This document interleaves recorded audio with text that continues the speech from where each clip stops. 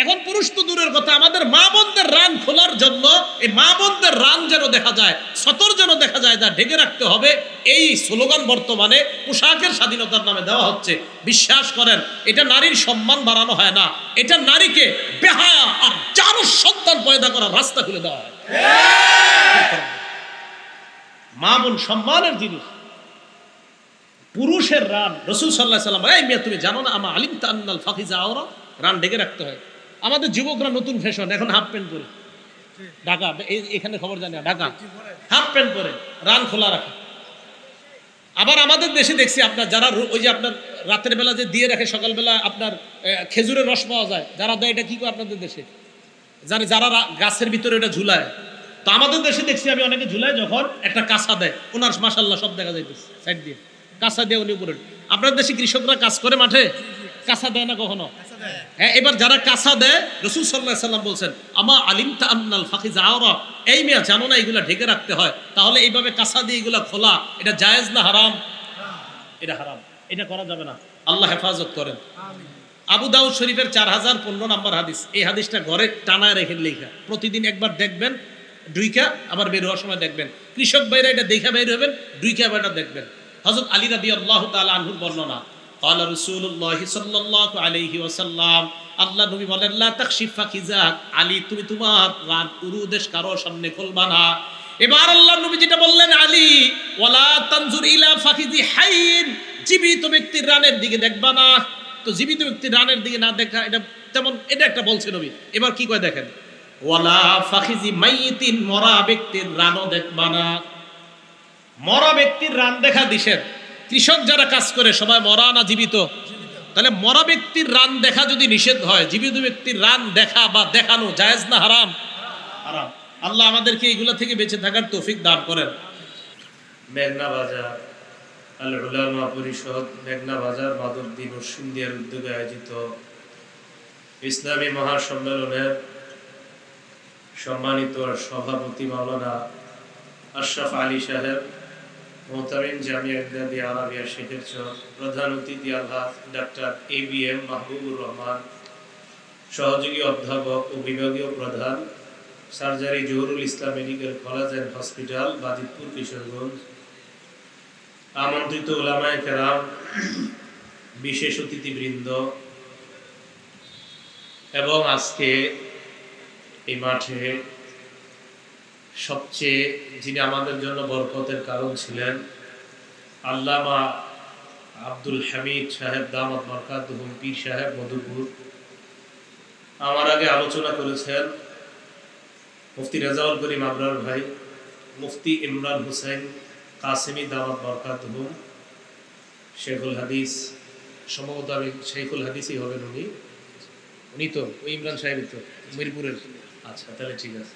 মুফতি ইমরান হোসেন কাসিমি সাহেব, শেখুল হাদিস আজমা মহিলা মাদ্রাসা, মিরপুর 12, এবং আমিন বাজারও একটা মাদ্রাসায় হযরত বুখারী পড়ান। সম্ভবত আপনাদের নরসিংদীও কয়েক জায়গায় বুখারী পড়ান। হ্যাঁ, আজকে আসতে পারেন। আচ্ছা আচ্ছা। মুফতি ইখতিয়ার শাহ মালুক কাসিমি সাহেব, হযরতের সম্পর্কে অনেক আলোচনা শুনেছি। উপস্থিত হযরত উলামায়ে কেরাম, সামনে উপবিষ্ট মুসলমান ভাইয়েরা, পর্দার আড়ালে অবস্থানরত মা বোনেরা, আল্লাহ পাক রব্বুল আলামিনের দরবারে লাখ কোটি শুকরিয়া, আল্লাহ আমাদেরকে এই মাহফিলে ইসলামী মহাসম্মেলনে উপস্থিত হওয়ার তৌফিক দান করেছেন। সকলে বলে আলহামদুলিল্লাহ। আমি আপনাদের সামনে সূরা আরাফের 2টি আয়াতে কারিমা তেলাওয়াত করলাম। সূরা আরাফ থেকে প্রথমে 22 নম্বর আয়াতে কারিমা, এরপর 26 নম্বর আয়াতে কারিমা তেলাওয়াত করলাম। হাদিসের কিতাব ইবনে মাজাহ 4181 নম্বর হাদিস আপনাদের সামনে পেশ করলাম। কোরআন এবং হাদিসের আলোকে কিছু কথা বলার চেষ্টা করব।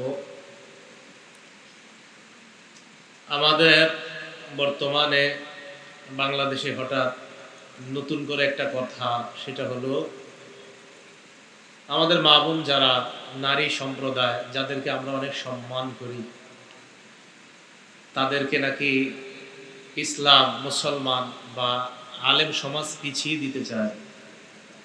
বিষয়টা আসলে সঠিক নয়, সত্য নয়। ইসলাম নারীকে যেই পরিমাণ সম্মান দিয়েছে, পৃথিবীর কোন ধর্ম এই পরিমাণ সম্মান দেয়নি। ইসলাম যে পরিমাণ সম্মান দিয়েছে। এই জন্য আপনাদের সামনে যে আয়াতে কারিমা পেশ করলাম, আমার আলোচ্য বিষয় হলো লজ্জা। বলেন কি? লজ্জা। পুরা আলোচনাটা আমরা যখন শুনবো তখন আমাদের বুঝে আসবে আসলে আমাদের কি করা দরকার আর কি করা দরকার না। সূরা আরাফের 22 নম্বর আয়াতে আল্লাহ পাক রব্বুল আলামিন পৃথিবীর প্রথম মানুষ, প্রথম নবী, আমাদের আদি পিতা হযরত আদম আলাইহিস সালাতু ওয়াস সালাম এবং আমাদের মা হযরত হাওয়া আলাইহাস সালাতু ওয়াস সালাম, তাদের ব্যাপারে আল্লাহ আলোচনা করেছেন। আল্লাহ বলেন, ফালাম্মা যাকাশ শাজারাতা,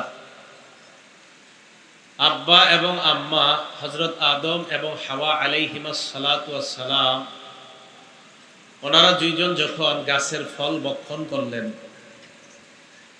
বাদাত লাহুমা সাওআতুহুমা, তাদের শরীরের কাপড়গুলা শরীর থেকে আলাদা হয়ে গেছে, মানে লজ্জাস্থান প্রকাশিত হয়ে গেছে। এবং লজ্জাস্থান দেখা যাওয়াটা এটা যে একটা লজ্জার বিষয়, এটা জান্নাতে ওনারা কিভাবে জানলেন এটা যে একটা লজ্জার বিষয়? ওনারা তো দুইজনই জান্নাতে। তো এই যে লজ্জাস্থান খুলে যাওয়াটা লজ্জার বিষয়, এটা ওনারা কিভাবে জানলেন? আল্লাহ পাক রব্বুল আলামিন বলেন, ফাতাফিকা ইয়াখসিফানি আলাইহিমা মিন ওয়ারাকিল জান্নাহ। আদম এবং হাওয়া আলাইহিস সালাতু ওয়াস সালাম তাদের লজ্জাস্থান জান্নাতের পাতা দ্বারা ঢাকতেছিলেন। আচ্ছা, লজ্জাস্থান ঢাকবে কেন? লজ্জাস্থান খুলে গেছে তো খুলে গেছে, ঢাকবে কেন? ওনারা কি জানতেন এটা লজ্জার বিষয়? তার মানে স্বভাব ওনাদেরকে এটাই বলে দিছে যে লজ্জাস্থান দেখা যাওয়াটা লজ্জা, এটা স্বভাবগতভাবে।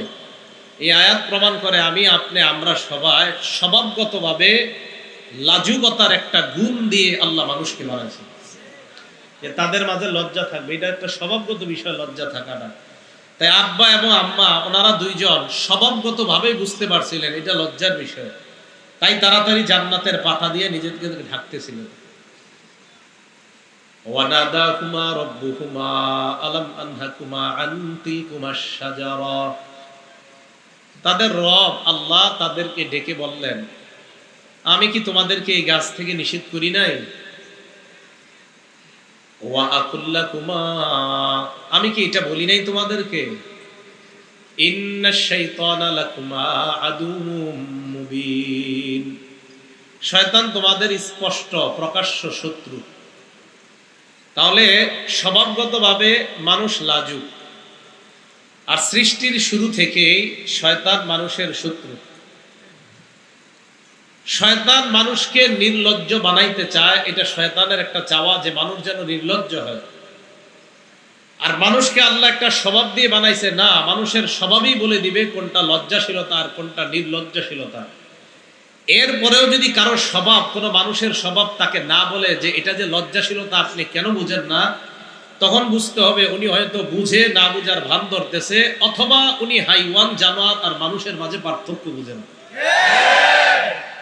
যদি এটা না বুঝে, তো আল্লাহ পাক রব্বুল আলামিন বলে দিলেন আদম এবং হাওয়া তারা দুইজন নিজেদেরকে ঢাকতেছিলেন পাতা দিয়ে। তো এখান থেকে বোঝা যায় মানুষ স্বভাবগতভাবেই লাজুক। সূরা আরাফের 26 নম্বর আয়াতে আল্লাহ এবার সমাধান দিয়ে দিলেন, জান্নাতের পাতা দ্বারা ঢাকতেছে ওনারা। আল্লাহ বলেন, ইয়া বানি আদামা ক্বাদ আনজালনা আলাইকুম লিবাসাই ওয়ারি সাওআতিকুম ওয়ারিশা, হে আদম সন্তান, আমি তোমাদের জন্য পোশাক নাজিল করলাম। ইওয়ারি সাওআতিকুম, যেই পোশাক তোমাদের লজ্জাস্থান ঢেকে রাখবে। ওয়ারিশা, যেই পোশাক তোমাদের জন্য সৌন্দর্যতার কারণ হবে। তাহলে স্বভাবগতভাবে মানুষ লাজুক, মানুষের স্বভাবগতভাবে মানুষ বুঝতে পারছে লজ্জাস্থান খুলে যাওয়াটা এটা লজ্জাশীলতা।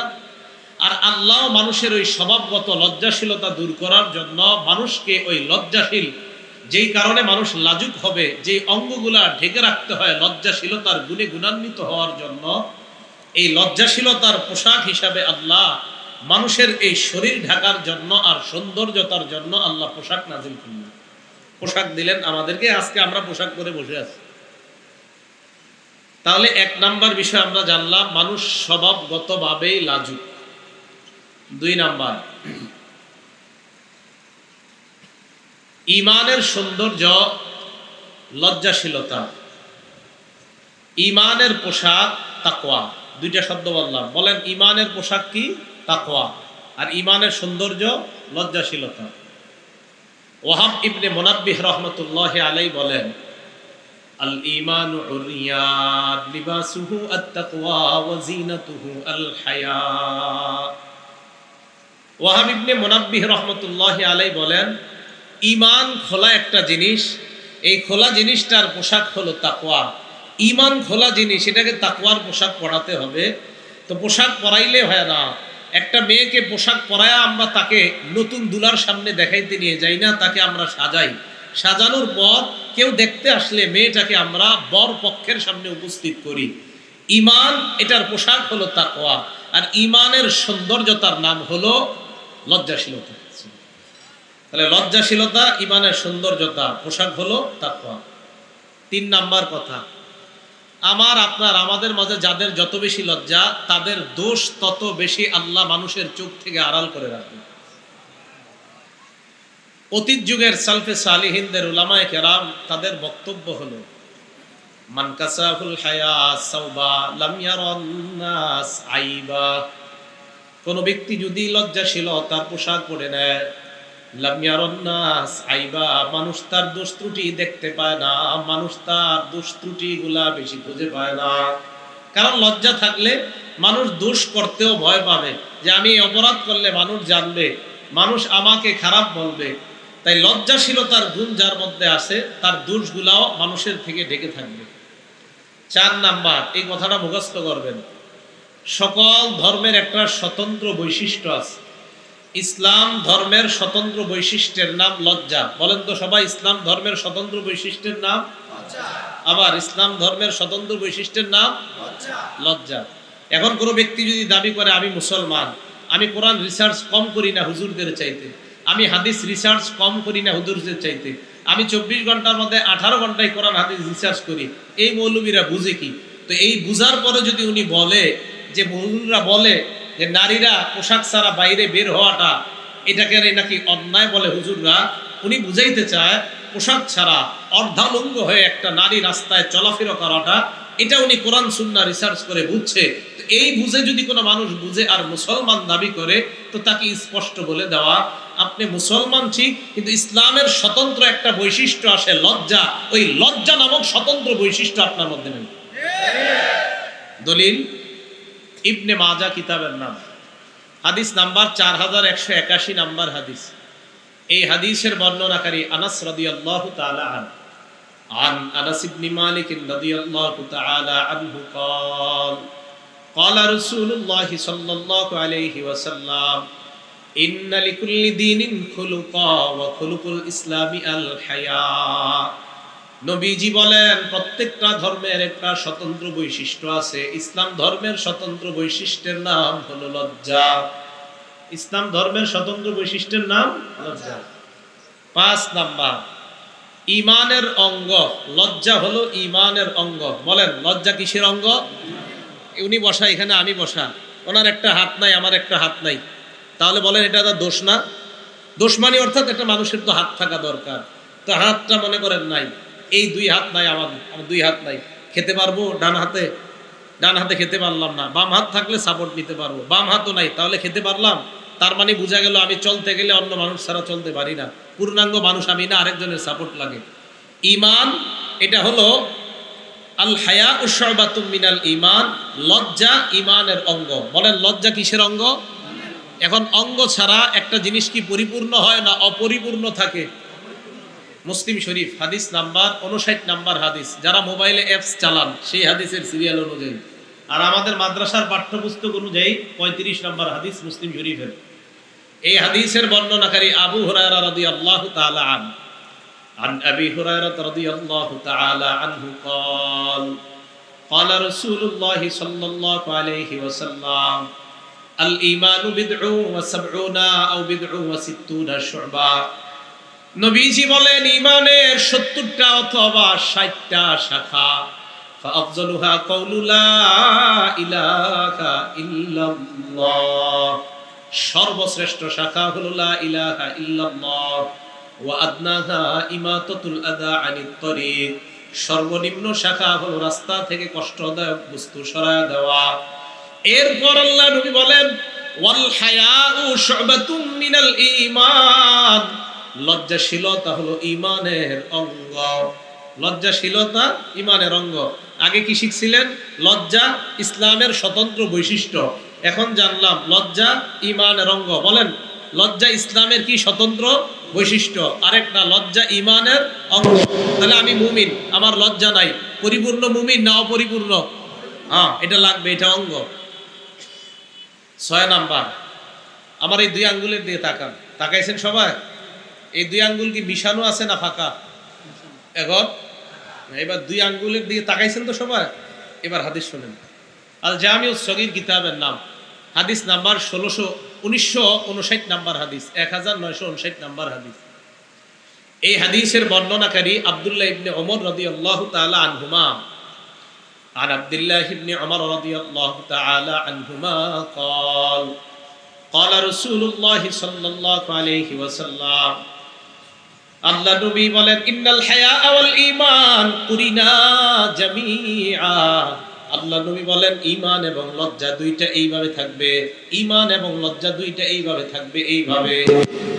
ইন্নাল হায়া ওয়াল ঈমান কুরিনা জামিআ নবীজি বলেন ঈমান এবং লজ্জা দুইটা এইভাবে মিশানো থাকবে ফাইদা রুফিআ আহাদুহুমা ঈমান এবং লজ্জার একটা যদি উঠে যায় রুফিআল আখার আরেকটা অটোমেটিক উঠে যায় ঈমান আর লজ্জা এভাবে থাকবে লজ্জা কমতেছে ঈমান কমতেছে লজ্জা কমতেছে ঈমান কমতেছে লজ্জা কমে ঈমান কমে লজ্জা আর ঈমান একসাথে থাকবে একটা কমবে তো আরেকটা কমবে তো যারা বলে যে আমি কোরআন রিসার্চ করি হাদিস রিসার্চ করি কিন্তু উনি লজ্জাশীলতা বুঝে না তো তাকে জানিয়ে দেওয়া দরকার আপনি এত কিছু রিসার্চ করার পরেও আপনার ঈমান দিন দিন কমতেছে কারণ আপনার লজ্জা এত কমতেছে এক পর্যায়ে আমরা আশঙ্কা করি আপনার না জানি ঈমান চলে যায় তাহলে বলেন তো লজ্জা আর ঈমান আলাদা থাকবে না একসাথে কমবে একটা আরেকটা কমবে 7 নাম্বার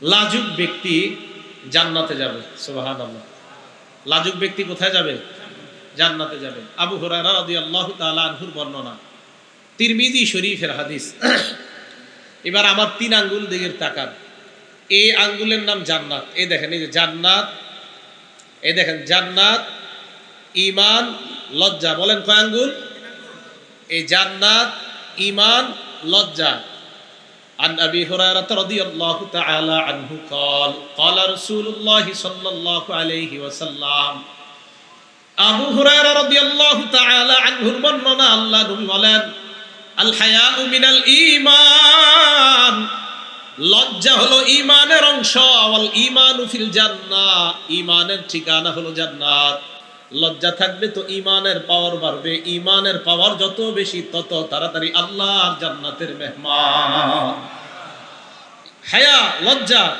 লজ্জা বাড়বে ঈমান ঈমানের পাওয়ার বাড়বে ঈমানের পাওয়ার যত হবে আল ঈমানু ফিল জান্নাহ তত তাড়াতাড়ি জান্নাতে যাবে 7 নাম্বার গেল 8 নাম্বার যে ব্যক্তি লাজুক তাকে আল্লাহ ভালোবাসে লাজুক ব্যক্তিকে কে ভালোবাসে আল জামিউস সগীর 1662 নাম্বার হাদিস 1662 1662 নাম্বার হাদিস 1662 عن أبي هريرة رضي الله تعالى عنه قال رسول الله صلى الله عليه وسلم আবু হুরায়রা রাদিয়াল্লাহু তাআলা আনহুর বর্ণনা আল্লাহ নবী বলেন ইন্নাল্লাহা ইযা আনআমা আলা আবদিন নি'মাতান ইউহিব্বু আইয়ারা আথারান নি'মাতি আলাইহি আল্লাহ যখন কোন বান্দাকে কোন নিয়ামত দান করে আল্লাহ চায় বান্দা ওই নিয়ামতটা যেন তার প্রকাশ পায় আল্লাহ কোন বান্দাকে নিয়ামত দান করলেন বান্দার এই নিয়ামতটা প্রকাশ পাওয়া আল্লাহ চায় আপনাদের এলাকার কোন ব্যক্তিকে কোটি টাকা দান করলেন আল্লাহ চায় তার এই টাকাটা ভালো জায়গায় প্রকাশ পাক এটা আল্লাহ চায় এটা ভালো জায়গায় লাগুক, এটা আল্লাহ চায়। উনি যদি ইখলাসের সাথে 1 লাখ টাকা দান করে, আল্লাহ চায় যে এটা প্রকাশ পাক, আমি তাই তোমাকে টাকা দিচ্ছি। তাহলে আল্লাহ কোন বান্দাকে নিয়ামত দান করলে আল্লাহ পছন্দ করেন তার এই নিয়ামতটা যেন প্রকাশ পায়। ওয়ায়াকরাহুল বুসা ওয়াত্তাবাউসা, অভাব অনটন প্রকাশ করাটা আল্লাহ অপছন্দ করেন। এরপর নবী বলেন ওয়ায়ুকিদুসা ইলাল মুলহিফা, নাছুর বান্দা হয়ে যারা ভিক্ষা করে তাদেরকে আল্লাহ ঘৃণা করে। নাছুর বান্দা দিতে হবে, না দিয়ে কই যাবেন? নাছুর বান্দা হয়ে যারা ভিক্ষা করে তাদেরকে আল্লাহ ঘৃণা করে।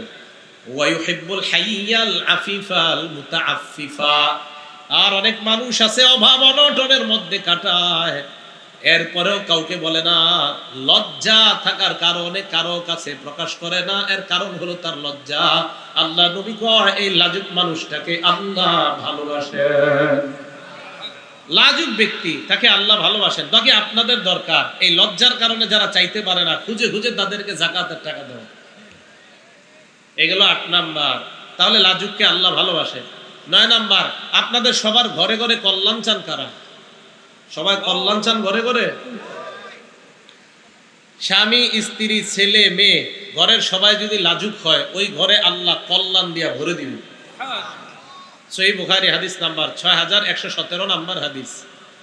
এই হাদিসের বর্ণনাকারী ইমরান ইবনে হুসাইন রাদিয়াল্লাহু তাআলা عن عمران بن حسين رضي الله تعالى عنه قال قال رسول الله صلى الله عليه وسلم, ইমরান ইবনে হুসাইনের বর্ণনা, আল্লাহ নবী বলেন আল হায়াউ লা ইয়াতি ইল্লা বিখাইর, যেই ঘরের মানুষগুলা যত বেশি লাজুক, যত বেশি লজ্জাশীল, ওই লজ্জা লা ইয়াতি ইল্লা বিখাইর, লজ্জা কল্যাণ আর কল্যাণ বয়ে আনে।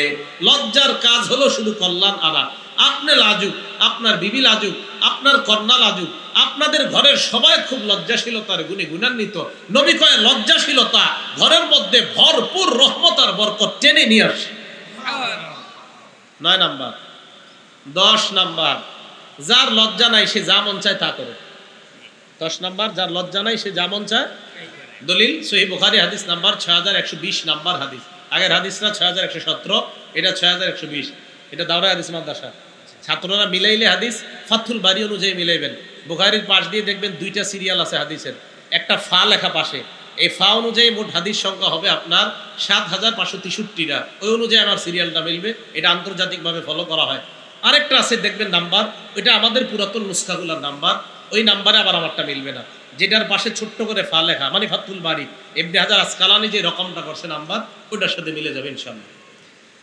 সহিহ বুখারীর 6120 নাম্বার হাদিসের বর্ণনা, আবু মাসউদ রাদিয়াল্লাহু তাআলা আনহুর বর্ণনা। এই আবু মাসউদ রাদিয়াল্লাহু তাআলা আনহু বলেন, ক্বালা রাসূলুল্লাহ সাল্লাল্লাহু আলাইহি ওয়াসাল্লাম, আল্লাহ নবী বলেন, ইন্না মিম্মা আদরাকান নাস মিন কালামিন নবুওয়াতিল উলা, মানুষ পূর্ববর্তী নবীদের থেকে যেই কথাটা পেয়েছে, সমস্ত নবী তার উম্মতকে একটা বিষয় শিক্ষা দিয়েছে, আমাদের নবীও আমাদেরকে শিক্ষা দিয়েছেন, ইযা লাম তাস্তাহি ফাসনা মা শিতা, তোমার লজ্জা না থাকলে যা মন চায় তা করো। লজ্জা না থাকলে তোমার যা মন চায় তুমি তা করো। লজ্জা যখন না থাকবে তখন তোমার যা মন চায় তুমি তা করো। এটা কখন হবে? লজ্জাশীলতার অভাব যখন থাকবে তখন সে যা মন চায় তা করতে পারবে। পুরুষের শার্ট আর প্যান্ট পরে কোনো নারী রাস্তার মধ্যে গিয়ে তখনই এই কথা বলবে যে আমরা পোশাকের স্বাধীনতা চাই। এটা কখন বলবে? যখন তার লজ্জা থাকবে না। আর লজ্জা যখন মানুষের না থাকে তখন সে যা মন চায় তাই করতে পারবে। লজ্জা নেই। মা বোনদেরকে বুঝান। আমি তো ঠান্ডা মাথায় বুঝাই, আমি তো ওরকম রাগি না, রাগ হই না। আমি তো একদম সহজ সরল মানুষ, কথাও বলি সহজ সরল। তো মা বোনদেরকে বুঝান কথাগুলা। যারা এরকম বলে যে পোশাকের স্বাধীনতা চাই, এই চাই, সব চাই, এই কথা যারা বলে, এটা সঠিক কথা না।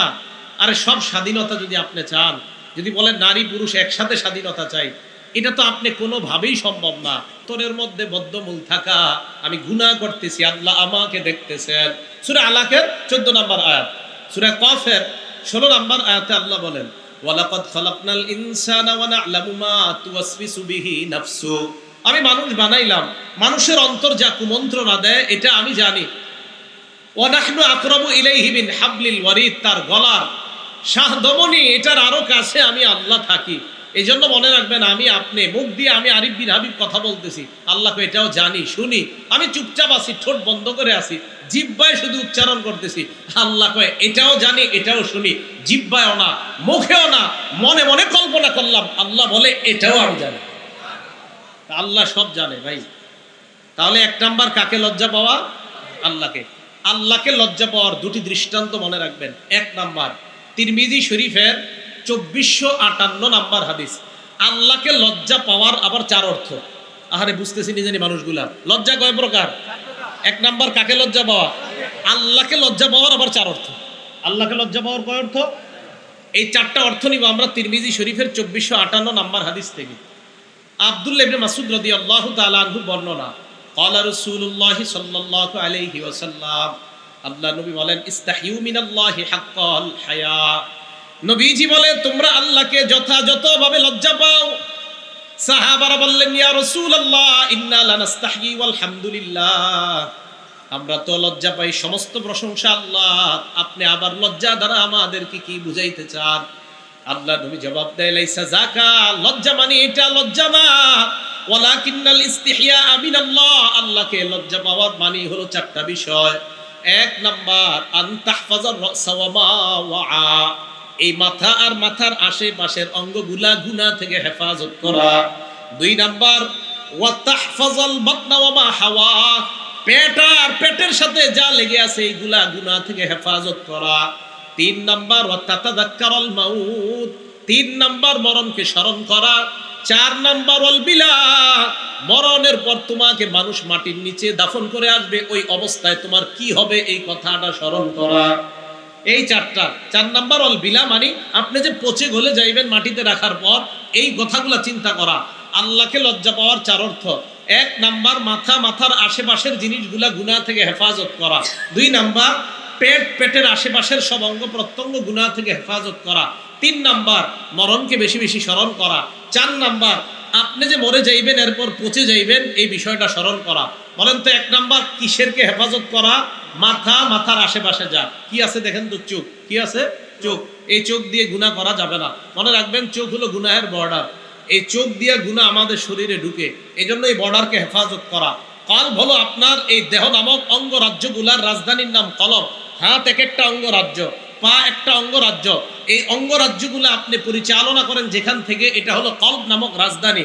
এই কলব নামক রাজধানীকে যদি হেফাজত রাখতে চান, আমাদের ঢাকার রাজধানী হেফাজত রাখার জন্য আমাদের বাংলাদেশের বর্ডার গার্ড মজবুত হতে হয়। এই জন্য আপনার কলব নামক রাজধানীকে হেফাজত করতে হলে এই চোখ নামক বর্ডার যত মজবুত হবে, কলব তত মজবুত থাকবে। আর এই মজবুত কলব নামক রাজধানী যত মজবুত হবে, তত দ্রুত আল্লাহ জান্নাতে যাবে। গুনাহ চোখ দিয়ে ঢুকতে দেওয়া যাবে না, তাহলে কলবের ক্ষতি হয়ে যাবে। এই জন্য চোখ গুনাহ থেকে হেফাজত করা। মেধা যদি শার্প রাখতে চান, চোখের গুনাহ করা যাবে না, মেধা ভালো থাকবে। ছাত্র ভাই যারা, কিন্তু চোখের গুনাহ করার প্রশ্নে আসে না ছাত্র ভাইদের, চোখের গুনাহ করলে মেধা নষ্ট হয়ে যাবে। আল্লাহ আমাদের সকলকে গুনাহ থেকে বেঁচে থাকার তৌফিক দান করেন। সহিহ বুখারী হাদিস নাম্বার 2465 নাম্বার হাদিস। এই হাদিসের মধ্যে আসছে, ক্বালা রাসূলুল্লাহ সাল্লাল্লাহু আলাইহি ওয়াসাল্লাম, আল্লাহ নবী বলেন, ইয়াকুমুল জুলুস আলা তুরুকাত, রাস্তাঘাটে গল্পগুজব করা থেকে তোমরা বাঁচবা, রাস্তার মধ্যে বৈঠক করা থেকে তোমরা বাঁচবা। সাহাবারা বললেন, ইয়া রাসূলুল্লাহ মা লানা বুদ্দুন ইন্নামা হিয়া মাজালিসুনা নাতাহাদ্দাসু ফিহা, রাস্তার মধ্যেই তো আমরা ধর্মীয় আলোচনা করি, রাস্তার মধ্যে বসা ছাড়া আমাদের কোনো উপায় নাই। আল্লাহ নবী বলেন, ফাইন আবাইতুম ইল্লাল মাজালিস, রাস্তায় যদি বসতেই হয়, ফাআতুত তরিক হাক্কা, রাস্তার 5টা হক আদায় করবা। বলেন রাস্তার হক কয়টা? বলেন লজ্জা কয় প্রকার? ভুলে গেছে, লজ্জা কয় প্রকার? এক নাম্বার কাকে লজ্জা পাওয়া? আল্লাহকে লজ্জা পাওয়ার কয় অর্থ? এক নাম্বার কাকে হেফাজত করা? মাথা, মাথার আশেপাশের এগুলো হেফাজত করা। মাথার আশেপাশে একটা অঙ্গের নাম কি? চোখ। এই চোখকে গুনাহ থেকে হেফাজত করা। সহিহ বুখারীর 2465 নাম্বার হাদিসে নবী বলছে রাস্তার হক কয়টা? 5টা। এক, গদ্দুল বাসর, নজর নিচের দিকে রাখা, এটা হলো এক নাম্বার হক রাস্তার। গদ্দুল বাসর, দৃষ্টি নিচে রাখা। 2 নাম্বার ওয়াকাফুল আযা, রাস্তা থেকে কষ্টদায়ক বস্তু সরায় দেওয়া। 3 নাম্বার রদ্দুস সালাম, সালামের জবাব দেওয়া। 4 নাম্বার আমরুন বিল মারুফ, নেক কাজের আদেশ করা। রাস্তা দিয়ে যাইতেছেন, ভাই চলেন নামাজে চলেন, নেক কাজের আদেশ করা। 5 নাম্বার নাহিয়ুন আনিল মুনকার, অসৎ কাজ থেকে নিষেধ করা। একজনে সিনেমা দেখতেছে রাস্তায় দাঁড়া দাঁড়া, এই চলো চলো এখান থেকে চলো, অসৎ কাজ থেকে নিষেধ করা। বলেন রাস্তার হক কয়টা? 5টা। 1 নাম্বার দৃষ্টি নিচে রাখা, 2 নাম্বার কষ্টদায়ক বস্তু সরায় দেওয়া, 3 নাম্বার সালামের জবাব দেওয়া, 4 নাম্বার নেক কাজের আদেশ করা, 5 নাম্বার অসৎ কাজ থেকে নিষেধ করা। আল্লাহ রাস্তার এই 5টা আদায় করার তৌফিক দান করেন। তাহলে আল্লাহকে লজ্জা পাওয়ার 4 অর্থ, 1 নাম্বার মাথা, মাথার আশেপাশে যা আছে এইগুলাকে হেফাজত করা। মাথার সাথে আরেকটা অঙ্গ আছে, এটার নাম জিহ্বা, জবান।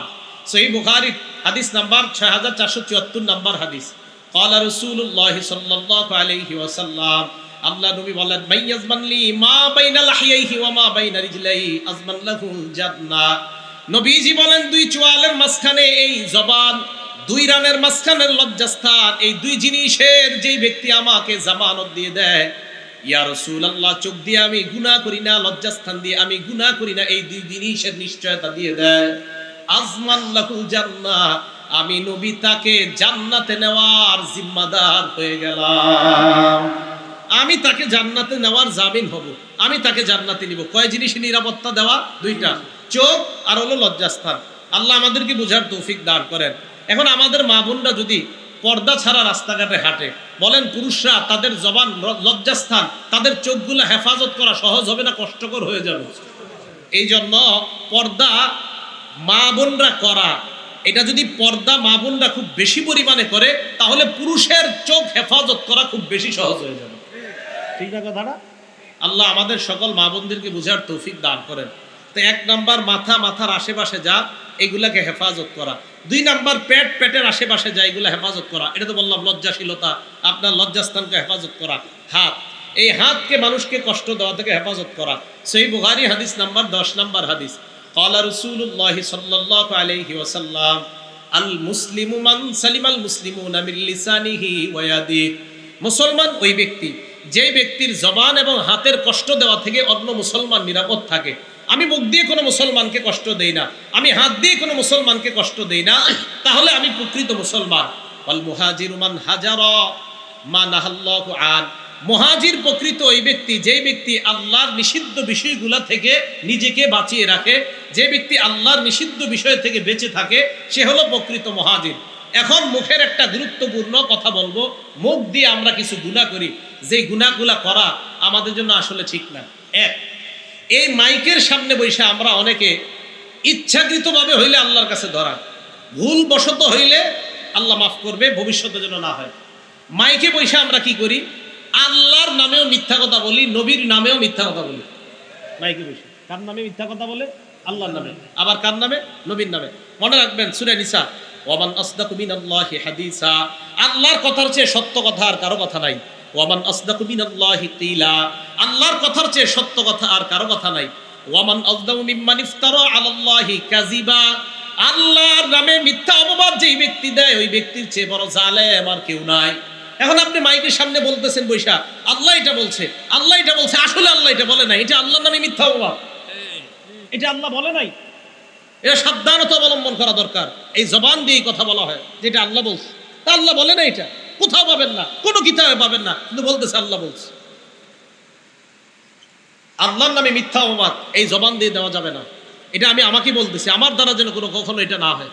2 নাম্বার, রাসূল আকরাম সাল্লাল্লাহু আলাইহি সাল্লামের নামে কোনো মিথ্যা কথা ইচ্ছাকৃতভাবে এখানে বসে বলা যাবে না। কার নামে বলেন সবাই? কার নামে? রাসূল আকরাম সাল্লাল্লাহু আলাইহি সাল্লামের নামে। সহিহ বুখারী হাদিস নাম্বার 109। ক্বালা রাসূলুল্লাহ সাল্লাল্লাহু আলাইহি ওয়াসাল্লাম, মাইয়াকুল আলাইয়া মা লাম আকুল, কোন ব্যক্তি যদি আমার নামে এমন কথা বলে যেই কথা আমি নবী বলি নাই। আবার কোন ব্যক্তি যদি আমার নামে এমন কথা বলে যেই কথা আমি নবী বলি নাই, ফাল্যাতাবাওয়া মাকআদাহু মিনান নার, ওই ব্যক্তি যেন তার ঠিকানা জাহান্নামে বানিয়ে নেয়। কোন ব্যক্তি আমার নামে এমন কথা বলে যা আমি নবী বলি নাই, সে যেন তার ঠিকানা জাহান্নামে বানিয়ে নেয়। তার ঠিকানা কোথায় বানিয়ে নেয়? জাহান্নামে বানিয়ে নেয়। আল্লাহর নামে একটা মিথ্যা কথা বিভিন্ন জায়গায় শোনা যায়, কি আল্লাহ নাকি বলছে কুনতু কানজান মাখফিয়ান, আমি ছিলাম সঞ্চিত ধনভাণ্ডার, গোপন ধনভাণ্ডার। ফাআহবাবতু আন উরাফা, আমি চাইলাম মানুষের মাঝে প্রকাশ হইতে। ফাখালাকতুল খালকা লিউরাফা, তাই আমি সৃষ্টিকে বানাইলাম যেন মানুষ আমাকে চিনতে পারে। আল্লাহ নাকি পরিচিত হওয়ার জন্য মানুষ বানাইছে, সৃষ্টি বানাইছে, এটা আল্লাহর নামে মিথ্যা কথা। আল্লাহ এটা বলে নাই। রাসূল আকরাম সাল্লাল্লাহু আলাইহি সাল্লামের নামে মিথ্যা কথা, কি মিথ্যা কথা? বিদ্যানের কলমের কালি শহীদের রক্তের চেয়ে অধিক দামি। এটা আল্লাহ রাসূল সাল্লাল্লাহু আলাইহি ওয়াসাল্লাম কোথাও বলে নাই। এটা হাসান বসরি রহমতুল্লাহ আলাইহির বক্তব্য। নবীজির নামে চালায়া দেয়ালের মধ্যে লেখা, নিচ দিয়ে লেখা দেয় আল হাদিস। নাউজুবিল্লাহ। এটা তো নবী বলে নাই, আপনি কেন আল হাদিস লিখবেন এখানে? ভাই এটা নবী বলে নাই।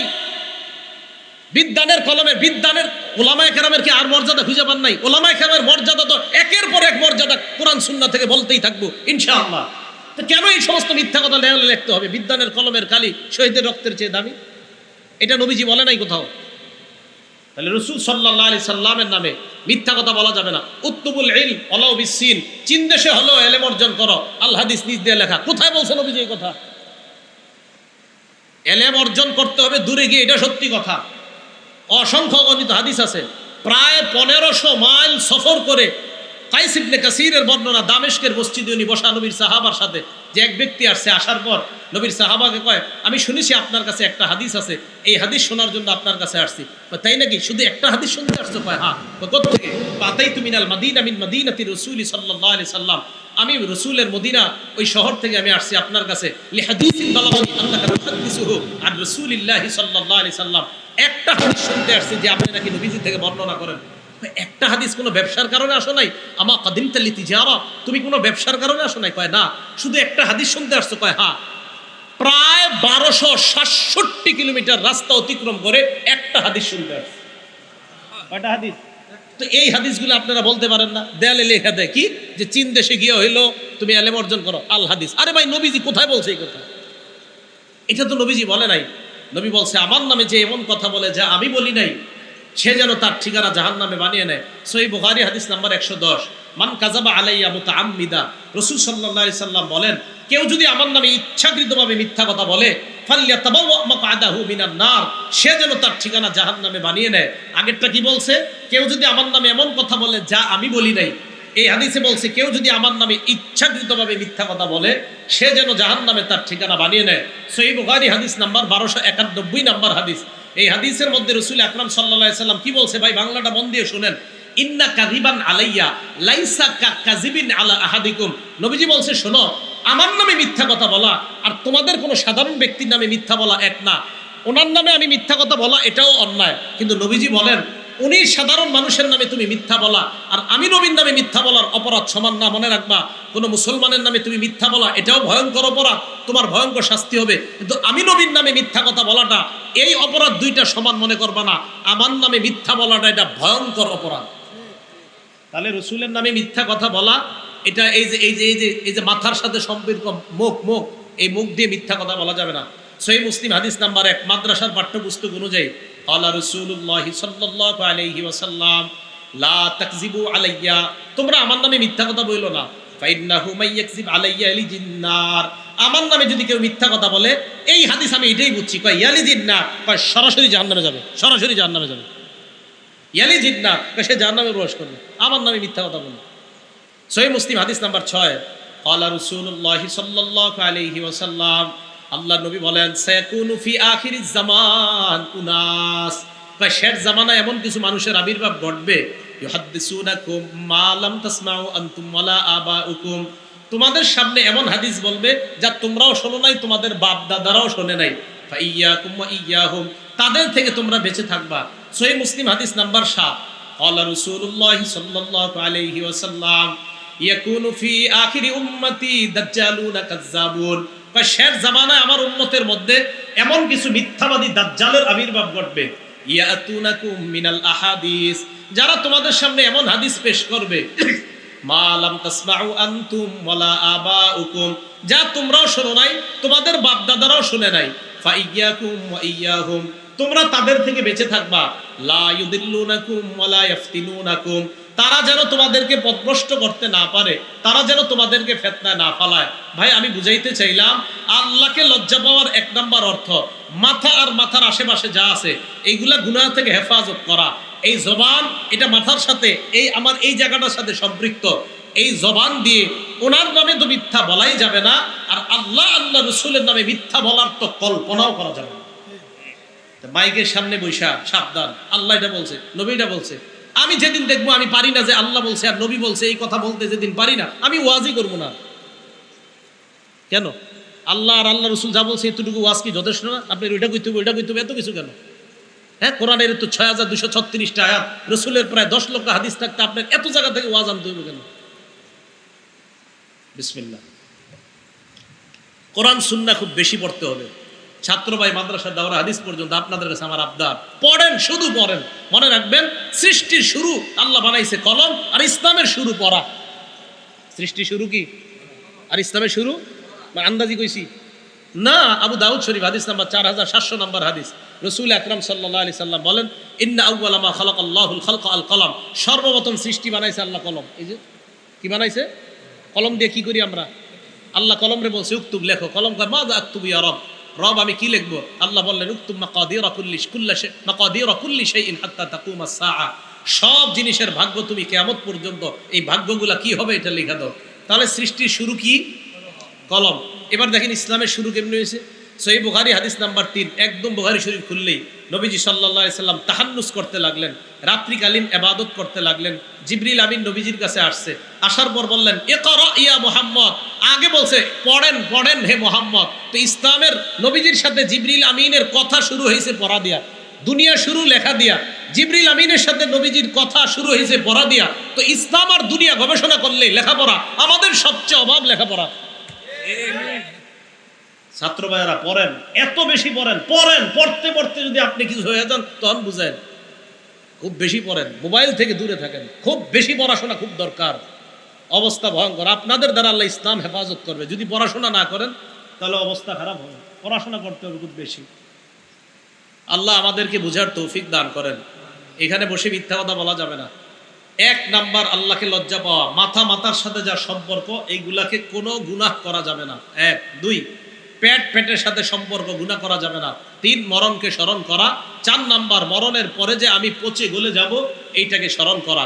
আল্লাহ আমাদের সকলকে সতর্কতার সাথে যেন আমরা চলতে পারি তৌফিক দান করেন। 2 নাম্বার কারে লজ্জা পাওয়া? ফেরেশতা। 1 নাম্বার আল্লাহকে লজ্জা পাওয়া। আল্লাহকে লজ্জা পাওয়ার আরেকটা দৃষ্টান্ত দিই। অনেকে ঘরে একা একা থাকেন, দরজা বন্ধ করে থাকেন না, একা একা। তো এই জায়গায় আপনি রান খুইলা এমনি ইচ্ছাকৃতভাবে বৈশা থাকবেন, রান খুইলা মানে লজ্জা, যেই জায়গা সতর ঢাকা ফরজ, এই সতর খুইলা এমনি বৈশা রয়েছেন, কেউ কিন্তু দেখে না, দরজা লাগান। এটা ঠিক হবে কিনা আগে হাদিস শুনি, দেখি ঠিক হয় কিনা। আবু দাউদ শরীফ 4017 নাম্বার হাদিস। এই হাদিসের মধ্যে আসছে নবীজির এক সাহাবা নাম বাহাস ইবনে হাকিম, উনি ওনার বাবা থেকে, ওনার বাবা ওনার দাদা থেকে হাদিস বর্ণনা করছে। কি উনি বলেন, আওরাতুনা মা নাতি মিনহা ওয়া মা নাজাত ইয়া রাসূলুল্লাহ, হুজুর আমাদের যে জিনিসগুলা ঢেকে রাখবো কতটুকু ঢেকে রাখতে পারবো, কতটুকু আমরা ঢেকে রাখবো না। নবীজি জবাব দিলেন, ইহফাজ আওরাতাক ইল্লা মিন যাওজাতিক, তুমি তোমার বিবি ছাড়া অন্য সকলের সামনে লজ্জাস্থান ঢেকে রাখবা। লজ্জাস্থান কখনো প্রয়োজন হলে খোলা, এটা আল্লাহ খাদ দিয়ে দিছে, কোথায় লজ্জাস্থান খোলা যাবে। তো এরপর সাহাবা প্রশ্ন করে ফেলছে, দেখেন, ইদা কানা আহাদুনা খালিয়ান ইয়া রাসূলুল্লাহ, হুজুর আমাদের কেউ যদি ঘরের ভিতরে একা একা থাকে তাহলে কি সব ঢাকা রাখতে হবে? ভালো করে মন দিয়ে শুনেন, হুজুর আমাদের কেউ যখন ঘরে একা থাকি তখনও কি ঢেকে রাখতে হবে? নবীজি বললেন, আল্লাহু আহাক্কু আইয়ুস্তাহিয়া মিনহু মিনান নাস, ঘরের মধ্যে কেউ নাই, আল্লাহ তোমাকে দেখতাছে, আল্লাহকে মানুষের চাইতে বেশি লজ্জা পাওয়া দরকার। ঘরের মধ্যে কেউ দেখে না, আল্লাহ তো দেখে, তা আল্লাহকে বেশি লজ্জা পাওয়া। তাহলে 1 নাম্বার আল্লাহকে লজ্জা পাওয়া। 2 নাম্বার ফেরেশতাদেরকে লজ্জা পাওয়া। সূরা ইনফিতরের 10, 11, 12 নাম্বার আয়াত আল্লাহ বলেন, ওয়া ইন্না আলাইকুম লাহাফিজিন কিরামান কাতিবিনা ইয়ালামুনা মা তাফআলুন, তোমাদের উপর সংরক্ষণকারী ফেরেশতারা আছে, কিরামান কাতিবিন সম্মানিত লেখকগণ, ইয়ালামুনা মা তাফআলুন, তোমরা যা করো তারা জানে। তাহলে আমি আপনি দেখেন এখন থেকে আজকে থেকে এই যে এখন হেঁটে হেঁটে যাবো, আচ্ছা আমাকে আল্লাহ দেখে সর্ব অবস্থায়, আমার 2জন ফেরেশতা আমাকে দেখতেছে, তারা লিখবে, সব লিখে বেরোতেছে, সম্মানিত ফেরেশতারা। তা আমি আপনি সবসময় ভাবা আল্লাহ সর্বদা দেখতেছে, আমার ফেরেশতারাও লেখার জন্য প্রস্তুত, এই কথাটা ভাবনায় আনা, তাহলে দেখবেন গুনাহ করা আমাদের জন্য কঠিন হয়ে যাবে। এটা 2। 3 নাম্বার মানুষকে লজ্জা পাওয়া। কাকে লজ্জা পাওয়া ভাই? মানুষকে লজ্জা পাওয়া। মানুষকে লজ্জা পাওয়ার উদাহরণ কি? নাসাই শরীফের 406 নাম্বার হাদিস, মন দিয়ে শুনেন। আপনাদের এলাকায় নদী আসেনি? নদীতে গোসল করেনি মানুষ, মানে একদম খোলামেলা গোসল করে। গোলামেলায় তাদের স্মরণও দিতে পারলাম দেয় তো দেয়। হ্যাঁ করে না গোসল, নারীরাও করে। হ্যাঁ জি করে। হ্যাঁ চিন্তা করে আমগো এলাকায় না সমস্যা নেই, আমগো এলাকার নদীতেও করে, তা আপনাদের এলাকায় তো করে। আচ্ছা হয়তো আপনার এলাকায় করে না, আমাদের এলাকার এদিকে নদীতে আমি দেখছি করে। ঠিক আছে, আপনাদের আল্লাহ হেফাজত করুন। তো নাসাই শরীফের 406 নম্বর হাদিস, রসুল আকরাম সাল্লাল্লাহু আলাইহি সাল্লাম, দেখেন আমাদের অনেক পুকুরেও খোলামেলা গোসল করে অনেক মা বোনরা, ঠিক না এটা? নবীজি সাল্লাল্লাহু আলাইহি সাল্লাম এক জায়গা দিয়ে যাইতেছে, আন্না রাসূলুল্লাহি সাল্লাল্লাহু আলাইহি ওয়াসাল্লাম রাআ রাজুলান ইয়াগতাসিলু বিল বারাজ, আল্লাহ নবী দেখলেন এক পুরুষ খোলা জায়গায় গোসল করে, নারী না পুরুষ, পুরুষকে দেখছে খোলা জায়গায় গোসল করে। ফাসাইদাল মিম্বার, আল্লাহ নবী মসজিদে গিয়ে মিম্বরে দাঁড়াইলেন, সাহাবারা অবাক, আল্লাহ নবী এই মুহূর্তে মিম্বরে কেন দাঁড়াইলেন? মিম্বরে দাঁড়ানোর পর ফাহামিদাল্লাহু আসনা আলাই, আল্লাহ নবী আল্লাহর প্রশংসা করলেন, করার পর বললেন, শোনো তোমরা, ইন্নাল্লাহা হালিম, আল্লাহ ধৈর্যশীল, আল্লাহ সহনশীল, হাইয়ুন, আল্লাহ বড় লাজুক, সিত্তিরুন, আল্লাহ মানুষের দোষগুলা গোপন রাখে, আল্লাহ মানুষের দোষগুলা গোপন রাখে। শোনো একটু, তোমরা কি আল্লাহ তোমার দোষগুলা গোপন রাখে, তো তোমরা দি নিজেদেরকে গোপন রাখো না? পরে কি করে দেখেন, ফাইদাল তাসালা আহাদুকুম ফালইয়াস্তাতির, তোমাদের কেউ যখন গোসল করো একটু পর্দা টর্দা দিয়ে গোসল করো। পুরুষরে কইছে, নারীরে না। তাহলে নারীদেরটা কি বলবেন? একটা পুরুষকে দেখছে খোলা জায়গায় গোসল করে, তো নবীজি সাল্লাল্লাহু আলাইহি সাল্লাম বললেন, আর আরেকটা কথা, এমনিও পুরুষরা, আমরা যারা ছাত্র ভাইয়েরা গোসল করি, একটা গামছা রাখা দরকার গোসল করার সময়, অন্য যেন আপনার শরীরের দিকে নজর না দেয়। আল আইনু হাক্কুন আর নজরু হাক্কুন, নজর কিন্তু লেগে যায়। তা আপনার উপরে হিংসুক নজর যদি লেগে যায়, আল্লাহ না করুক আপনার শরীরের উপর লেগে যাইলে দেখবেন এই যে শরীর ভাঙা শুরু হবে। হাদিস দ্বারা প্রমাণিত, হিংসার উপর আমার বয়ান আছে লম্বা, তো এই হাদিসগুলো প্রমাণিত। এই জন্য আমরা যারা গোসল করি পুরুষরা, ছাত্ররা একসাথে করতে হয়, তো আমরা অন্তত গামছা রাখা, আমার শরীর যেন অন্য কেউ না দেখে, এই বিষয়গুলো খুব সতর্ক থাকা। আপনারা যারা বাচ্চাদেরকে গোসল করান, বারান্দায় এদেরকে শীতকালে রৌদ্রে দাঁড় করান, খালি গায়ে দাঁড় করায় না আল্লাহর হস্তে, এই বাচ্চার উপর কারো নজর লেগে যেতে পারে। মাঠে খোলা গায়ে বাচ্চাগুলোরে ছেড়ে দিবেন না, অন্য কারো নজর লাগতে পারে। তো রাসূল আকরাম সাল্লাল্লাহু আলাইহি সাল্লাম বললেন, তোমাদের কেউ যখন গোসল করে সেজন্য একটু পর্দা দিয়ে গোসল করে। এবার আসেন, এটা হলো নাসাই শরীফের 406 নম্বর হাদিস। আরেকটা হাদিস শুনেন, আবু দাউদ শরীফের 4014 নম্বর হাদিসের বর্ণনা। এই হাদিসে একজন সাহাবা আছে, নাম জারহাদ। কি নাম বলেন তো? জারহাদ। এই জারহাদ রাদিয়াল্লাহু তাআলা আনহু বলেন, জালাসা রাসূলুল্লাহ সাল্লাল্লাহু আলাইহি ওয়াসাল্লাম ইনদানা, আল্লাহ নবী আমাদের সামনে বসলেন। আমাদের সামনে যখন আল্লাহ নবী বসলেন, ওয়া ফাখিজি মুনকাশিফা, নবী যখন আমাদের সামনে বসলেন, আল্লাহ নবীর সামনে যখন আমরা বসা, আমার দিকে তাকায় দেখে আমার উরুদেশ খোলা, আমার রান খোলা। ওয়া ফাখিজি মুনকাশিফা, আমার রান খোলা। আল্লাহ নবী আমার দিকে তাকায় বললেন, হে মিয়া, আমা আলিমতা আন্নাল ফাখিজা আওরা, তুমি কি জানো না রান যে ঢেকে রাখতে হয়? রান ঢাকো। এখন পুরুষ তো দূরের কথা, আমাদের মা বোনদের রান খোলার জন্য, এই মা বোনদের রান যেন দেখা যায়, সতর যেন দেখা যায়, তা ঢেকে রাখতে হবে। এই স্লোগান বর্তমানে পোশাকের স্বাধীনতার নামে দেওয়া হচ্ছে। বিশ্বাস করেন, এটা নারীর সম্মান বাড়ানো হয় না, এটা নারীকে বেহায়া আর জানোর সন্তান পয়দা করার রাস্তা খুলে দেওয়া হয়। মা বোন সম্মানের জিনিস। পুরুষের রান, রাসূল সাল্লাল্লাহু আলাইহি সাল্লাম, এই মিয়া তুমি জানো না, আমা আলিমতা আন্নাল ফাখিজা আওরা, রান ঢেকে রাখতে হয়। আমাদের যুবকরা নতুন ফ্যাশন, এখন হাফ প্যান্ট পরে, ঢাকা, এখানে খবর জানি না, ঢাকা হাফ প্যান্ট পরে রান খোলা রাখে। আবার আমাদের দেশে দেখছি আপনার যারা ওই যে আপনার রাতের বেলা যে দিয়ে রাখে, সকালবেলা আপনার খেজুরের রস পাওয়া যায়, যারা দেয়, এটা কি করে আপনাদের দেশে? যারা গাছের ভিতরে এটা ঝুলায়। তো আমাদের দেশে দেখছি আমি অনেকে ঝুলায়, যখন একটা কাঁচা দেয়, ওনার মাশাআল্লাহ সব দেখা যাইতেছে সাইড দিয়ে কাঁচা দিয়ে উনি উপরে।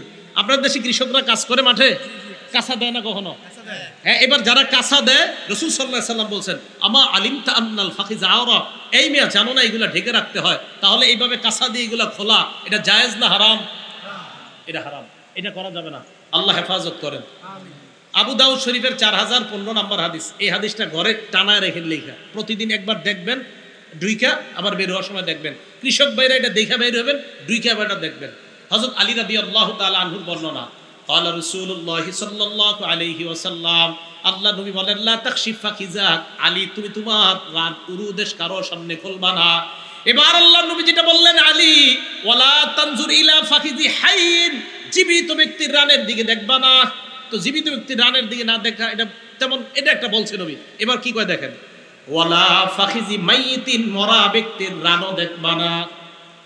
মরা ব্যক্তির রান দেখা নিষেধ। কৃষক যারা কাজ করে সবাই মরা না জীবিত? তাহলে মরা ব্যক্তির রান দেখা যদি নিষেধ হয়, জীবিত ব্যক্তির রান দেখা বা দেখানো জায়েজ না হারাম? হারাম। আল্লাহ আমাদেরকে এইগুলা থেকে বেঁচে থাকার তৌফিক দান করেন। আরেকটা হাদিস শোনেন, আবু দাউদ শরীফের 4016 নম্বর হাদিস। এক সাহাবা পাথর নিচে মাথায়, আমাদের দেশেও এরকম বোঝা বহন করে, মাটি নেয়, পাথর নেয়, তো কাঁসা দেয়। এক সাহাবা পাথর নিচে, উনি বলেন হামালতু হাজারান সাকিলা, আমি ভারী পাথর আমার মাথায় নিলাম। হঠাৎ আমার লজ্জাস্থান থেকে কাপড় পরে যায়। আল্লাহ নবী আমাকে বললেন আলাইকা বিল আউরা, এই তাড়াতাড়ি ঢাকো। কি করো? তাড়াতাড়ি ঢাকো। লা তামশু উরাতা, তোমরা উলঙ্গ হয়ে হাঁটবা না, উলঙ্গ হয়ে হাঁটবা না। ছেলেদের জন্য, যাদের বালেগ হয়ে গেছে তাদের জন্য মনে রাখবেন, এই হাফ প্যান্ট পরে রাস্তাঘাটে হাঁটা হারাম, কাউকে দেখানো রান হারাম, কেউ তার রানের দিকে দেখা হারাম। আল্লাহ এই হারাম থেকে বেঁচে থাকার তৌফিক দান করেন। আমিন। আবু দাউদ শরীফের 4018 নম্বর হাদিস। এটা আপনাদের ঘরের জন্য, সবাই মনে রাখবেন। ঘরে সন্তান যখন বড় হয় বিছানা আলাদা করে দেন, ছোট থেকে আলাদা করেন। মাঝখানে আপনি শোন, ছোটবেলায় আপনি মাঝখানে শোন, বিবিরে দুই সন্তানের মাঝখানে শোয়ান। দুইজনে এই দুই সন্তান একসাথে শোয়াবেন না। ক্বালা রাসূলুল্লাহ সাল্লাল্লাহু আলাইহি ওয়াসাল্লাম, আল্লাহ নবী বলেন লা ইয়ানজুরুর রাজুল ইলা আওরাতির রাজুল, কোন পুরুষ যেন অন্য কোন পুরুষের লজ্জাস্থান না দেখে। ওয়ালাল মারআতু ইলা আওরাতিল মারআ, অন্য বর্ণনায় ইলা উরিয়াতিল মারআ, কোন নারী যেন অন্য কোন নারীর লজ্জাস্থান না দেখে। ওয়ালা ইউযির রাজুলু ফি সাওবিন ওয়াহিদিন ওয়ালাল মারআতু ফি সাওবিন ওয়াহিদিন, কোন নারী আর কোন নারী, দুই নারী এক বিছানা এক কাঁথার নিচে যেন না ঘুমায়, দুই পুরুষ দুই ছেলে যেন এক কাঁথার নিচে না ঘুমায়। দুই ছেলে আছে আপনাদের, এই দুই ছেলে একসাথে রাখেন না, ছোট থেকে আলাদা রাখেন। হ্যাঁ, আলাদা রাখেন, এটা অনেক ফায়দা পাবেন, অবশ্যই ফায়দা পাবেন। আর ছেলে মেয়ে একসাথে তো রাখবেনই না ছোটবেলা থেকে। তো রাসূল আকরাম সাল্লাল্লাহু আলাইহি সাল্লাম বললেন ওয়ালা ইউযির রাজুল ইলা রাজুলি ফি সাওবিন ওয়াহিদ, এক ছেলে আরেক ছেলের সাথে এক কাঁথার নিচে, এক মেয়ে আরেক মেয়ের সাথে এক কাঁথার নিচে, এটা ঠিক না। অনেকের সামর্থ্য কম, কিন্তু চেষ্টা করেন। বিছানা যদি আলাদা করতে, খাট যদি আলাদা করার সামর্থ্য না থাকে, এক বিছানা অন্তত আলাদা চেষ্টা করেন, মাঝখানে বালিশ দিয়ে সেপারেট করার চেষ্টা করেন। অথবা আপনারা যারা ঘরে থাকেন, মা থাকলে ছোটবেলা থেকে সন্তান দুইটার মাঝে আপনি শোন, যদি স্বামী অন্যত্র থাকে। বাবা যারা আছেন আপনারা বিষয়গুলো খেয়াল রাখবেন। কথাগুলো ভাই মনে থাকবে তো ইনশাল্লাহ। এগুলো হলে ইনশাল্লাহ ছোট থেকে সন্তানগুলা লাজুক পাবে। আল্লাহ সবাইকে লজ্জাশীলতার গুণে গুণান্বিত হওয়ার তৌফিক দান করেন। আমাদের নবী কেমন লাজুক ছিল একটু শুনবেন।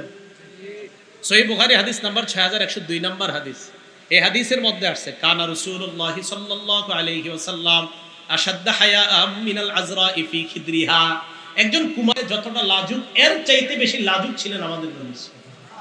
একটা কুমারী মেয়ে পর্দার আড়ালে যতটা লাজুক এর চেয়ে বেশি লাজুক ছিলেন মুহাম্মদ সাল্লাল্লাহু আলাইহি ওয়াসাল্লাম। আম্মা জান আয়েশা সিদ্দিকা একটা হাসির হাদিস আমাদেরকে শোনাইছে, শোনাবনি? জি। সহিহ বুখারী হাদিস নাম্বার 314। এই হাদিসের মধ্যে আসছে এক নারী নবীজির কাছে মাসালা জিজ্ঞেস করতে আসছে। আসার পর কয় ইয়া রাসূলুল্লাহ আন্না ইমরাআতান সালাতিন নবী সাল্লাল্লাহু আলাইহি ওয়াসাল্লাম আন গুসলিহা মিনাল হাইজ, আমাদের মা বোনরা মাসে একটা অসুস্থতা হয়, যেটা আপনারা জানেন। তো এই অসুস্থতায় এক নারী নবীজির কাছে আসছে। আয়েশাকে হুজুর আমি পবিত্র হব কিভাবে? তো নবীজি বললেন খুজি ফিরসাতাম মিন মিসকিন, তুমি কস্তুরী লাগানো একটা টুকরা নাও, নেকড়া নাও, তাতাহহারি বিহা, এরপর এটা দিয়ে তুমি পবিত্রতা অর্জন করো। তো নবীজি বলে দিছে নিয়ম। এরপর ওই নারী কয় কাইফা তাতাহহারু, হুজুর কিভাবে পবিত্রতা অর্জন করব? নবীজি বললেন তাতাহহারি বিহা, যেভাবে বললাম এইভাবে করো। আবার কয় কাইফা তাতাহহারু, হুজুর আমি কিভাবে পবিত্রতা? আম্মা জান আয়েশা দূর থেকে দেখতেছে আর রাগ হইতেছে, খালি যে মহিলার প্রশ্ন করার জিনিস পায় না, বারবার খালি একই কথা বলে। তো আবার জিজ্ঞাসা হুজুর কিভাবে? নবীজি বললেন সুবহানাল্লাহ তাতাহহারি। নবীজি বুঝলেন আর কি, আরে আশ্চর্য, বারবার বলতেছি পবিত্রতা অর্জন করো। এক পর্যায়ে নবীজি বলে বলছে সুবহানাল্লাহ, মানে সুবহানাল্লাহ মানে আমরা বলি আর কি, আহারে বুঝে না কেন, এটা এরকম বলি না। তো নবীজি বললেন সুবহানাল্লাহ তাতাহহারি বিহা, আরে তুমি পবিত্রতা অর্জন করো। আম্মা জান কয় ফাজতাবাসতুহা, হুজুর রাগ হয় না, একটু আপনার হাতটা দেন, এইবার টান দিলাম, ফাজতাবাসতুহা, মহিলার টান দিছে, একটা এদিকে এসো, তোমার বারবার বলতেছে বুঝো না। কি বললো? তুমি বুঝো নাই, এইভাবে কাপড় নিবা, নেওয়ার পর পবিত্রতা অর্জন করবা, বুঝছো? হ্যাঁ যাও। রাসূল সাল্লাল্লাহু আলাইহি সাল্লাম লজ্জায় বারবার বলতে পারতেছিলেন না কথাটা, এই জন্য একবার বইলা। তো আবার যখন মাসালা মুফতি সাহেবদের কাছে মাসালা জিজ্ঞেস করলে আমরা তো বলতে বাধ্য। তো নবীজি সবচেয়ে পৃথিবীর শ্রেষ্ঠ মুফতি, তো রাসূল আকরাম সাল্লাল্লাহু আলাইহি সাল্লাম বললেন তাতাহহারি বিহা, এইভাবে পবিত্রতা। হুজুর কিভাবে? আমি না বললাম এইভাবে। হুজুর কিভাবে? সুবহানাল্লাহ, আমি না বললাম কিভাবে? আম্মা জান গায়ে দিয়ে আসো, এইভাবে পবিত্র দরজা বুঝছো এবার? হ্যাঁ, বারবার জিজ্ঞাসা করো কেন? তো নবীজি খুব লাজুক ছিলেন। লাজুক থাকার কারণে নবীজি এত লজ্জা পাইতেন। আরেকটা হাদিস দেখেন, আবু দাউদ শরীফের 4788 নাম্বার হাদিস। নবীজি কারণ নাম নিয়ে কিছু বলাও লজ্জা পাইতেন, যে তুমি এই অপরাধ করছো, তুমি এটাও লজ্জা পাইতেন, যে একটা মানুষের কিভাবে আমি লজ্জা দিই।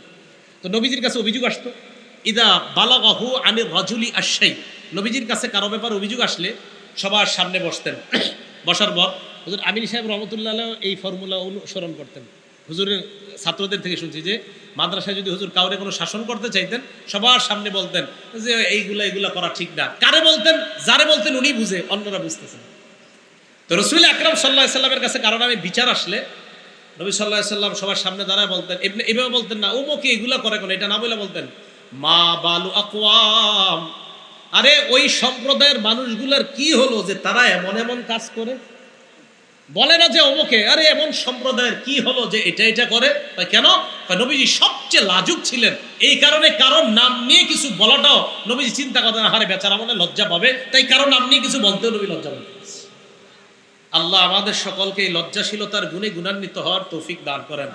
তাহলে বলেন তো, নারীরা পোশাকে ঢেকে থাকার মধ্যে লজ্জা না খুলে দেখার মধ্যে লজ্জা? ঢেকে থাকার মধ্যেই লজ্জা। পুরুষরা এই হাঁটু সহ এই সতর ঢাকার মধ্যে লাজুকতা, লজ্জাশীলতা, নাকি হাফ প্যান্ট পরার মধ্যে লজ্জাশীলতা? তাহলে একটা পুরুষের জন্য যেহেতু এটা জায়েজ নাই হাফ প্যান্ট পরাটা, তো কোনো নারীর জন্য তো হাফ প্যান্ট পরা জায়েজ হওয়ার প্রশ্নই আসতে পারে না। আল্লাহ পাক রব্বুল আলামিন আমাদের সকলকে লজ্জাশীলতার যেই কথাগুলো বললাম, আপনারা ঠান্ডা মাথায় অন্যদেরকে বোঝানোর চেষ্টা করবেন, কারো উপরে রেগে যাবেন না, বুঝাবেন যে আসলে এগুলা তো লজ্জাশীলতার অভাবের কারণে হয়। আল্লাহ আমাদের সকলকে কথাগুলা বুঝে শুনে আমল করার তৌফিক দান করেন। আমিন ওয়া আখিরু দাওয়ানা আনিল হামদুলিল্লাহি রাব্বিল আলামিন।